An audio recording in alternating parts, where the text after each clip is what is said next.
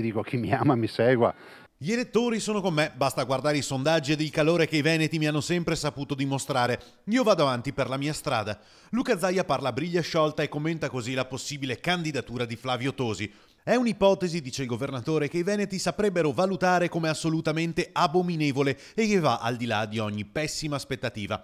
Penso, ha precisato, che il segretario della Liga Veneta sappia benissimo che non può candidarsi contro il suo candidato, dopodiché ognuno farà quello che vorrà. Trovo anche strano che si parli tanto di liste, di listini e altre robe del genere e nessuno parli di programmi. Il programma infatti me lo sto scrivendo, ho iniziato a scriverlo e penso che sia fondamentale fare un bel programma per i prossimi 5 anni del Veneto. Aria di scissione. Lunedì Consiglio federale ad alta tensione a Milano. Salvini, a chi gli domandava in giornata se avesse intenzione di espellere Flavio Tosi, ha detto: «Io non espello nessuno, ma c'è qualcuno che eventualmente si sta autoescludendo».